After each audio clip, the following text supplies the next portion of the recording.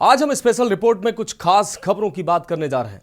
तो चलिए चलते हैं और सबसे पहले बात करते हैं 2024 का चुनावी माहौल का। हिमाचल में जारी सियासी उथल पुथल का पटाक्षेप होता नजर आ रहा है। पार्टी आलाकमान की ओर से पर्यवेक्षक के रूप में भेजे गए कांग्रेस नेता डीके शिव कुमार ने प्रेस कॉन्फ्रेंस में कहा कि यह बहुत ही दुखद है कि हमने हिमाचल की राज्यसभा सीट को खो दी है। पूरे देश ने हिमाचल के राज्यसभा चुनाव को देखा है। उन्होंने कहा कि हमने एक कोऑर्डिनेशन कमेटी अब बना दी है जो सरकार और पार्टी के बीच कोऑर्डिनेशन का काम करेगी। उन्होंने कहा कि हम एकजुट हैं और हमारे पास पूरे नंबर हैं। इस दौरान उन्होंने पार्टी का बड़ा फैसला भी सुनाते हुए कहा कि सुक्खू ही हिमाचल के मुख्यमंत्री बने रहेंगे। पेश रिपोर्ट। हिमाचल में थम नहीं रही सियासी रस्साकशी, नाश्ते पर फिर बिगड़ गया गणित। सीएम हाउस नहीं पहुंचे 4 विधायक। सुक्खू सरकार के खिलाफ शहबाज का खेल जारी।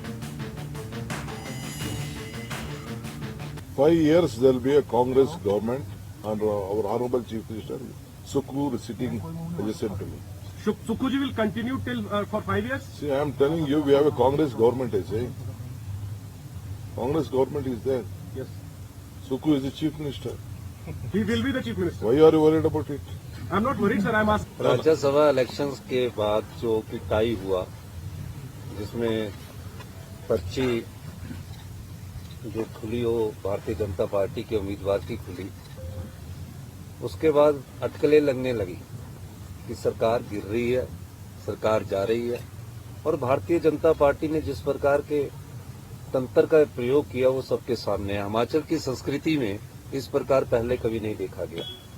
और दूसरी बात कि सरकार का सेशन चल रहा था, और जब सरकार का सेशन चल रहा था तो हमारा बजट फाइनेंशियल में पास होना था। उस समय मेरे सामने एक न्यूज आई जिसका कि मैं खंडन खुद नहीं करना चाहता, मुझे पता भी नहीं था, मैं तो ऊपर अपने चैम्बर में बैठा हुआ था, कि मुख्यमंत्री जी ने इस्तीफा दे दिया। अब पता नहीं कहां से ये न्यूज आई। अगर मेरे को इस्तीफा देने के लिए बोला होता तो फिर हाईकमांड का कोई लीडर बोलता तब तो बात थी, पर वो न्यूज चली, फिर मैंने उसका खंडन किया। वो एक षड्यंत्र के तहत न्यूज चल रही थी ताकि जब हमारा फाइनेंशियल वोटिंग हो उस समय हमारे संख्या कम हो जाए। मैं एक चीज पूछना चाहता हूँ, भारतीय जनता पार्टी किस मेजोरिटी की बात कर रही है? 25 उनके विधायक हैं। राज्यसभा में विप लागू नहीं होता जिन 6 विधायकों ने वोट क्रॉस किया। 3 आजाद विधायक बीजेपी की विचारधारा से आते हैं, उन्होंने उनको वोट डालना तो हमें पता था। और जब हमारी वोटिंग हुई, पूरा हल्ला किया उन्होंने। पहले तो मार्शल को गले से पकड़ा, किसी ना किसी तरह सत्ता की भूख उनको लड़ाई और झगड़े करने पर उतारू थी। सीआरपीएफ आई यहाँ, हरियाणा पुलिस आई यहाँ, उनके हेलीकॉप्टर पूरे दिन यहाँ मंडराते रहे। विधानसभा का गेट तोड़ा उन्होंने। और उसके बाद देखिए, हमने सिर्फ 15 विधायक को निष्कासित किया जो उनका मिसबिहेवियर था, मार्शल के साथ उन्होंने बदतमीजी की। हिमाचल प्रदेश में सियासी रस्साकशी थम नहीं रही है। सीएम सुखविंदर सिंह सुक्खू खुद को योद्धा बताते हुए 5 साल का कार्यकाल पूरा करने के दावे भले कर रहे हैं, लेकिन इसमें कितना दम है ये साफ नहीं हो पाया है। फिलहाल शिमला से दिल्ली तक नंबर गेम और सरकार बचाने के रास्तों पर मंथन का दौर चल रहा है। विक्रमादित्य सिंह के इस्तीफा वापस लेने की खबरें आईं और यह तक कहा जाने लगा कि शायद अब सुक्खू सरकार का संकट टल जाए। विक्रमादित्य के इस्तीफे को लेकर फिर ये कहा गया कि इसे स्वीकार नहीं किया गया है। मान मनोबल का दौर जारी है, सभी विकल्पों पर विचार जारी है और इन सब के बीच सीएम हाउस में नाश्ते की रणनीति अपनाई गई। लेकिन राजनीतिक संकट के बीच कांग्रेस का गणित फिर बिगड़ गया। चुनाव की आ सकती है नौबत। हिमाचल प्रदेश विधानसभा अध्यक्ष कुलदीप सिंह पठानिया ने कहा है कि दल बदल कानून को इसलिए बनाया गया है ताकि विधायकों की खरीद फरोख्त न हो। उन्होंने कहा कि वो आने वाले समय में इस मामले को लेकर बड़ी-बड़ी बातें भी बताएंगे। हिमाचल प्रदेश विधानसभा अध्यक्ष कुलदीप सिंह पठानिया ने सुधीर शर्मा, राजेंद्र राणा, आईटी लखनपाल, देवेंद्र भुट्टो, चैतन्य शर्मा और रवि ठाकुर को अयोग्य घोषित किया है। अगर इन सभी 6 अयोग्य घोषित किए गए विधायकों को कोर्ट से कोई राहत नहीं मिलती है तो प्रदेश में उपचुनाव की स्थिति पैदा हो जाएगी। इन सभी 6 सीटों पर उपचुनाव होंगे और माना जा रहा है कि ये सभी विधायक भारतीय जनता पार्टी की टिकट पर ही चुनाव लड़ सकते हैं। गौरतलब है कि धर्मशाला से सुधीर शर्मा, सुजानपुर से राजेंद्र राणा, बड़सर से आईटी लखनपाल, कुटलैहट से देवेंद्र भुट्टो, लाहौल स्पीति से रवि ठाकुर और गगरेट से चैतन्य शर्मा कांग्रेस की टिकट पर जीतकर विधानसभा पहुंचे थे। वहीं बता दें कि बागी राजेंद्र सिंह राणा ने आरोप लगाते हुए कहा है कि पार्टी में हमें अपमानित किया जा रहा था और कई बार इस बात को हाईकमान के संज्ञान में भी दिया गया, लेकिन कोई फायदा नहीं हुआ। राजेंद्र सिंह राणा ने कहा है कि हम सभी इस मसले पर एक साथ बैठ रहे हैं और तय करेंगे कि इस अयोग्यता के मुद्दे पर आगे कैसे बढ़ना है। ये जो 6 माननीय हमारे हैं जिन्होंने चुनाव तो कांग्रेस पार्टी से लड़ा और जो एंटी डिफेक्शन लॉ के जो प्रोविजंस है, जो इस पिटीशन जो मेरे पास दायर हुई उसके प्रोविजन उन्होंने अपने खिलाफ अट्रैक्ट किए और उसी के ही संदर्भ में ये पिटीशन यहाँ पर जो है पार्लियामेंट्री अफेयर मिनिस्टर के माध्यम से हुई। The petition discloses that the 6 members party has issued a whip to them. They defied the whip, and whether it attracts the provisions of the anti-defection law or not, this point I have to see, and it is a matter of record. The honourable members, they were present here. They have marked their presence in the Vidhan Sabha register that we have seen. That is a part of the record also. And when these cut motions and the demands were put to vote, they were not inside. Yesterday also the finance bill, when it was presented in the house and it was to be passed, they were not there in the house. So they had defied the whip and they have attracted the provisions of the anti-defection law, and the judgment part is, and you can ask further questions also. Consequently, after this, I hold that the respondents have incurred disqualification under para 2, 1, clause 1, subclause A of the 10th schedule, and therefore I hold and declare that respondent number 1 to 6 ceased to be member of Himachal Pradesh Legislative Assembly with immediate effect. This is order. They ceased to be the member of this august house, honorable house. भड़की आग शांत करना बड़ी चुनौती। आपको बता दें कि राज्यसभा चुनाव में क्रॉस वोटिंग करने वाले 6 विधायक पहले से ही पंचकुला में डेरा डाले हैं, जिन्हें स्पीकर ने सदन की सदस्यता के लिए अयोग्य घोषित कर दिया है। वहीं 4 विधायकों ने सीएम हाउस में आयोजित ब्रेकफास्ट से दूरी बना ली। फिलहाल भाजपा के चक्रव्यूह का तो कांग्रेस पार्टी और सुप्रीम सरकार ने तोड़ निकाल लिया, पर अपने ही घर में भड़की आग को शांत करना बड़ी चुनौती होगी। आगे सरकार को किसी से कोई खतरा नहीं होगा। अभी इस दावे का कोई ठोस आधार नहीं है। मुख्यमंत्री सुखविंदर सिंह सुक्खू के विरोधी अब अंदर खाके चुप बैठे रहेंगे या उनके हथियार अब कुंद हो गए हैं, यह अभी नहीं कहा जा सकता। क्या वे सरकार के नेतृत्व परिवर्तन की बात इस स्थिति में फिर कभी नहीं करेंगे? जबकि केंद्रीय नेता जयराम रमेश ने भी एक बयान जारी किया है कि कांग्रेस हिमाचल प्रदेश में जनमत के सम्मान के लिए कड़े फैसले लेने से नहीं हिचकेगी। मुख्यमंत्री सुक्खू पिछले 1 साल में घाटा नफा न देखते हुए विरोधियों के सामने तन कर खड़े रहे। वीरभद्र सरकार में प्रभावशाली मंत्री रहे विधायक सुधीर शर्मा और तत्कालीन मुख्यमंत्री प्रेम कुमार धूमल को हराकर चर्चा में आए राजेंद्र राणा मंत्री पद न मिलने के कारण पिछले कई महीनों से बगावती तेवर अपनाए थे। वे सुक्खू सरकार को झटका देने की पटकथा लिखने लगे थे। इसके संकेत लगातार आ रहे थे।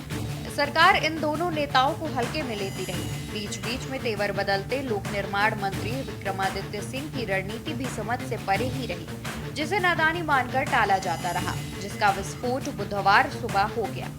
इससे एक बार यह भी लग रहा है कि सारे खेल के पीछे कहीं हाशिए पर जा रहे हॉली लॉज की शह तो नहीं। पर दोपहर तक ये साफ हो गया कि सब अपनी अपनी महत्वाकांक्षा और भावुकता की लड़ाई ही लड़ रहे हैं। शायद इसलिए सरकार पर आया एक बड़ा संकट भी टल गया और भाजपा का ऑपरेशन लोटस सिरे नहीं चढ़ पाया। 6 बागी विधायकों में से एक ने तो मुख्यमंत्री से माफी भी मांग ली है, जो पिछली सरकारों में सुक्खू विरोधी खेमे में ही गिने जा रहे थे।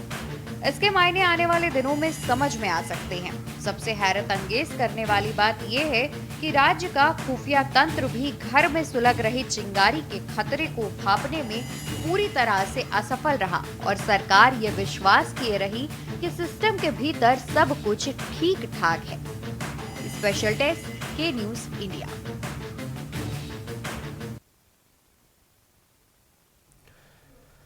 दरअसल लोकसभा चुनाव को लेकर हिमाचल में हलचल तेज होती जा रही है। मंडी लोकसभा इलाके में चुनावी शोर साफ सुना जा सकता है। इस लोकसभा इलाके में कुल्लू मनाली समेत 17 विधानसभा सीटें आती हैं। कुल्लू मनाली में पर्यटन सुविधाओं की मांग लगातार उठ रही है। पर्यटन उद्योग से जुड़े लोगों को अपने प्रतिनिधि से बड़ी उम्मीदें बनी हुई हैं। पेश है ये रिपोर्ट।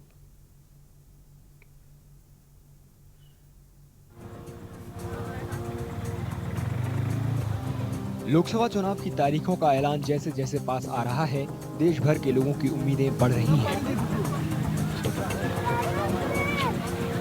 हिमाचल प्रदेश के कुल्लू और मनाली इलाके में पर्यटन उद्योग से जुड़े लोगों को उम्मीद है कि सरकार इस बार इन हिल स्टेशनों पर सैलानियों की संख्या बढ़ाने की दिशा में काम करेगी।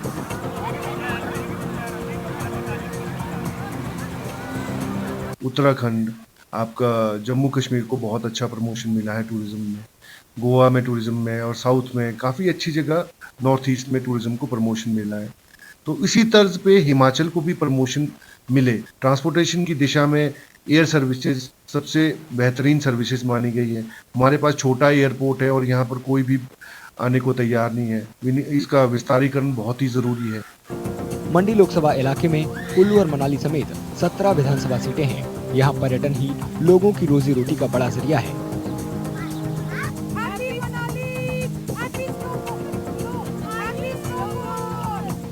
कुल्लू के लोग लंबे समय से भुंतर हवाई अड्डे के रनवे को बढ़ाने की मांग कर रहे हैं। स्थानीय टूर ऑपरेटरों का मानना है कि इससे यहाँ बड़ी उड़ानों को उतरने में मदद मिलेगी, जिससे सैलानियों की संख्या में बढ़ोतरी होगी। मेरे लिए कुछ पॉइंट है। जो मेन पॉइंट हमारा जो है भुंतर एयरपोर्ट का एक्सटेंशन है। जो रनवे अगर एक्सटेंडेड हो गया तो हमारे लिए जो बड़ी फ्लाइट आएंगे और ज़्यादा टूरिस्ट भी आएंगे। जितना मतलब अभी बाय रोड से तो आ रहे, बाय व्हीकल से तो आ रहे हैं, लेकिन जितना हमारा एक्सटेंशन होगा एयरपोर्ट का उतने ही ज़्यादा टूरिस्ट आएंगे। पार्किंग भी रहेगी क्योंकि बहुत सारे हज़ारों के हिसाब से जो व्हीकल्स आते हैं यहाँ पर, तो उनके लिए मतलब प्रॉपर पार्किंग की व्यवस्था होनी चाहिए यहाँ पर। हवाई कनेक्टिविटी में सुधार के अलावा टूर ऑपरेटर बेहतर सड़कों की मांग कर रही हैं। ये सड़कें पिछले साल राज्य में आई बाढ़ के बाद टूटी हुई हैं। रोड कनेक्टिविटी, एयर कनेक्टिविटी, बाकी रेल कनेक्टिविटी की तो बात ही नहीं हम कर सकते, लेकिन मेन चीज़ जो हमारे पास रोड कनेक्टिविटी है, इसमें भी बहुत सारी दिक्कतें आ रही है। जैसे पिछले साल जो फ्लड आया था, अभी तक सुचारू रूप से जो है रोड नहीं बनाए गए हैं। उसके साथ साथ छोटी छोटी समस्याएं, ट्रैफिक की समस्या हर तरफ देखने को मिलती है। हमारे पास ना तो रोड खुले हो रहे हैं, ना ही पार्किंग की व्यवस्था है। पीने के पानी की सप्लाई और वेस्ट मैनेजमेंट भी यहाँ के लोगों की बड़ी मांग है। कचरा प्रबंधन, एक छोटा सा कचरा संयंत्र लगा हुआ है मनाली के समीप में, लेकिन सारा का सारा कचरा जो है पूरे डिस्ट्रिक्ट से यहाँ आता है, लेकिन उसका निष्पादन सही तरीके से नहीं हो पा रहा। दूसरी तरफ एडवेंचर टूरिज्म है। एडवेंचर टूरिज्म की बहुत सारी संभावनाएं हैं। हमारे सराउंडिंग में बहुत सारे माउंटेन्स हैं, लेकिन उनके लिए जो है प्रॉपर वे पे जो है अभी तक ना तो ये रूट ओपनिंग की बातें होती है, ना कोई नए डेस्टिनेशंस खोले गए हैं। हिमाचल प्रदेश में लोकसभा की 4 सीट हैं। 2019 के आम चुनावों में बीजेपी ने सभी 4 सीटें जीती थीं। हालांकि मंडी लोकसभा सीट पर मौजूदा बीजेपी सांसद के निधन के बाद यहां 2021 में हुए उपचुनाव में कांग्रेस ने जीत हासिल की। 2024 के लोकसभा चुनाव अप्रैल और मई में होने की उम्मीद है।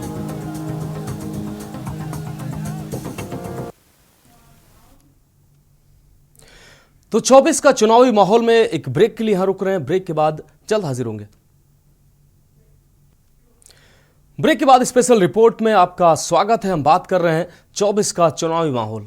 राजस्थान में लोकसभा चुनाव 2024 का माहौल गर्माता जा रहा है। श्रीगंगानगर में पानी की किल्लत एक बड़ा मुद्दा है, जिसको लेकर जनता मुखर नजर आ रही है। आपको बता दें कि लोकसभा सीट के दायरे में लगभग 8 विधानसभा क्षेत्र आते हैं। 2019 में राजस्थान की सभी 25 सीटें एनडीए के खाते में गई थी। पेश है ये रिपोर्ट।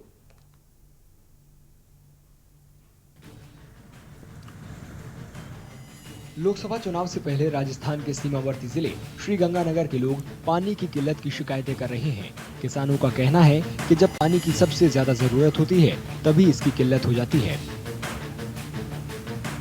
ये किसानों की बहुत समय से मांग है कि जब किसानों को ज़रूरत होती है पानी की, उस समय खेतों के लिए पानी नहीं मिलता। इसका कारण यही है कि पाकिस्तान में जब पानी चला जाता है, जब बरसात के समय, इसका आज तक कोई सरकार ने कोई स्रोत ही नहीं बनाया।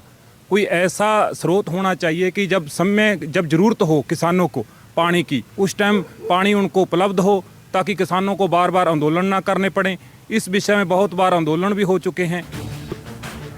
श्रीगंगानगर लोकसभा सीट की सादल शहर विधानसभा सीट से बीजेपी विधायक का दावा है कि उन्होंने किसानों की समस्याएं दूर करने की पूरी कोशिश की है। पिछली बार भारतीय जनता पार्टी की सरकार आई, इनिशिएटिव लिया गया, केंद्र सरकार से बात करके सरहद फीडर का पुनर्निर्माण के लिए जो फाइलें अटकी थी वो फाइलें निकाल करके बजट दिया। आज सरहद फीडर बन के तैयार है।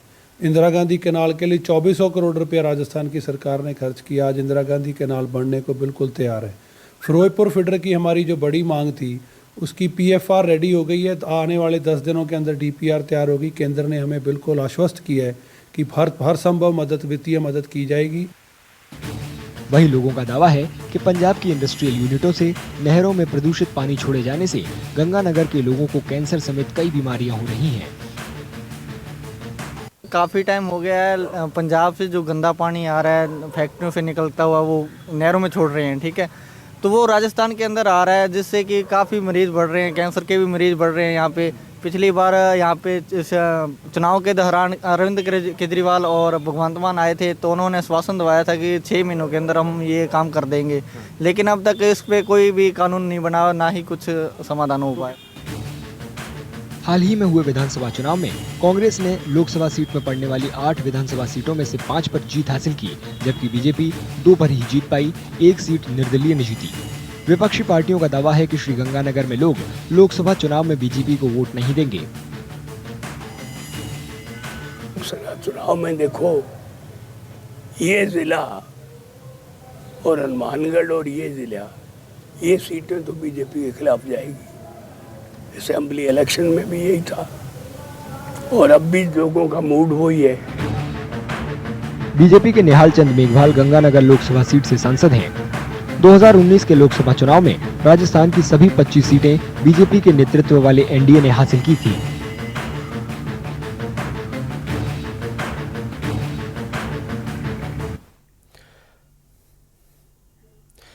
पश्चिम महाराष्ट्र में सुरमाओं ने कमर कस ली है। बेरोजगारी, खराब सड़कें और पानी संकट ये अहम मुद्दे हैं। आपको बता दें, बारामती में किसानों से जुड़े मुद्दे हावी हैं, तो वहीं पुणे में सड़कों और ट्रैफिक से जुड़े मुद्दों का शोर लगातार बना हुआ है। ये रिपोर्ट देखिए। लोकसभा चुनावों की तारीखों का जल्द ऐलान होना है। ऐसे में राजनीतिक दल वोट मांगने के लिए कमर कस रहे हैं।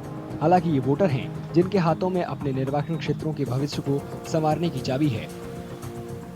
पश्चिमी महाराष्ट्र में अलग अलग निर्वाचन क्षेत्रों के लोगों के मुद्दे भी अलग अलग हैं। बारामती में किसानों से जुड़े मुद्दे सबसे आगे हैं। बारामती लोकसभा में अभी इलेक्शन जो आ रहा है, तो किसानों की बहुत बड़ी समस्या है। किसानों के वक्त पे पानी नहीं मिल रहा है। अभी जो खड़कवासला धरण है, वो जो खड़कवासला धरण में जो जमीनें गई है, पूरा पुनर्वसन दौंड तालुका में है और दौंड तालुका पानी के लिए वंचित है। तो पानी वक्त पे नहीं मिलता। महंगाई है, शेतकरी की समस्या है, पानी का प्रश्न है और विद्यार्थी है। शिक्षण पे टैक्स लगाया है सरकार ने, बीजेपी सरकार ने। अभी तक ऐसे कांदा निर्यात बंदी है, अभी तक उठाया नहीं। अभी दूध पाला चालू हो रहा है। पानी का जो पानी का प्रश्न बहुत समस्या ज़्यादा होने वाले है अभी ये साल में, उस पर नियोजन नहीं कर रहे, सिर्फ फोड़ाफोड़ी का राजकारण। बढ़ती बेरोजगारी भी खास चुनावी मुद्दा है। पश्चिमी महाराष्ट्र के अलग अलग निर्वाचन क्षेत्रों के युवाओं का कहना है कि रोजगार देने के वादे किए गए थे, लेकिन ऐसा होता नहीं दिख रहा। मुझे यहाँ लोकसभा की समस्या सबसे ज़्यादा बेरोजगारी दिखती है, क्योंकि जिस तरह रोजगार का वादा किया गया था उस तरह रोजगार इधर उपलब्ध नहीं है, और एजुकेशन सिस्टम में भी जिस तरह चाहिए उस तरह एजुकेशन सिस्टम पे भी ध्यान नहीं दिया जा रहा। बहुत सारी समस्याएं हैं, पर सबसे ज़्यादा मेन मुद्दा बेरोजगारी का है। पुणे में जो एजुकेशन फैसिलिटीज़ प्रोवाइड की जा रही है, जो प्राइवेट सेक्टर्स में है दे रहे वो लोग, लेकिन वहाँ पे फीस बहुत ज़्यादा है, जो कि एक आम नागरिक को अफोर्ड नहीं कर पाएंगे वो लोग। मेरी दरख्वास्त है कि अगर ये प्राइवेट सेक्टर पे अगर गवर्नमेंट के साइड से कोई रूल्स आ जाए, कि रूल्स रेगुलेशंस आ जाए कि उनका फीस की जो लिमिटेशंस है वो इक्वल रहे हर एक स्कूल के लिए, तो फिर थोड़ी राहत मिल सकती है आम आदमी को। पुणे में सड़कों और ट्रैफिक से जुड़े मुद्दों का सबसे ज्यादा जिक्र किया जाता है। लोगों की शिकायत है कि फुटपाथों पर भी कारों और दोपहिया वाहनों ने कब्जा किया है। पुणे में बहुत सारी ट्रैफिक है। ट्रैफिक की वजह से ऑफिस में जाने या कहीं गवर्नमेंट के ऑफिस है, कोई भी सेक्टर में या प्राइवेट सेक्टर में किधर भी जाना है या बाहर गाँव जाना है तो बहुत टाइम में प्रॉब्लम आ रहा है, और ट्रैफिक इतनी जाम हो रही है कि 1 या 2 किलोमीटर जाने के लिए कम से कम 10 या 20 मिनट लग रहे हैं। तो इस इशू को सभी पॉलिटिशियन या गवर्नमेंट को देखना चाहिए, यही मेरी प्रतिक्रिया है।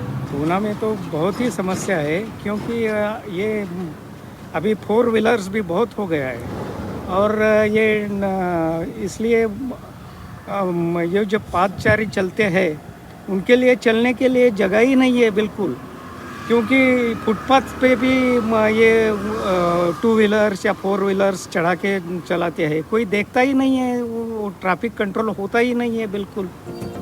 महाराष्ट्र में 2019 में हुए पिछले चुनावों के बाद से राजनीतिक उठापटक देखने को मिली है। इसमें शिवसेना और एनसीपी का टूटना शामिल है। मन में डर रहता है कि आगे बोला जाए या नहीं, इसलिए अपने बच्चों को, मेरे जो फ्रेंड्स हैं वो बोलते हैं कि बड़े होके वो इंडिया में नहीं रखना चाहते, उनको चाहिए कि वो अपने अच्छा पढ़ाई करे और अपनी आवाज़ उठा सके कहीं पे। आज किसी के बारे में अगर नेगेटिव बोलना है कि लोग चाहिए, अगर बोलना है तभी लोगों को डर लगता है, तो ये डर बहुत ख़राब है। और वो अपना जो संविधान है, जो राइट देता है, वो सिर्फ पेपर पे रह गया ऐसे लग रहा है अभी। लोकसभा के हिसाब से पश्चिमी महाराष्ट्र राज्य का सबसे बड़ा रीजन है। यहाँ से 11 सांसद चुनकर निचले सदन में पहुँचते हैं। शिवसेना के टूटने के बाद 2019 में शिवसेना उद्धव गुट के श्रीरंग चंदू बारने ने मावल सीट से जीत हासिल की थी। वहीं एनसीपी यानी राष्ट्रवादी कांग्रेस पार्टी का गढ़ माने जाने वाली बारामती से शरद पवार की बेटी सुप्रिया सुले ने जीत दर्ज की थी। पुणे में बीजेपी की सीट चली गई, लेकिन गिरीश बापट के निधन के बाद से ये सीट खाली हुई है।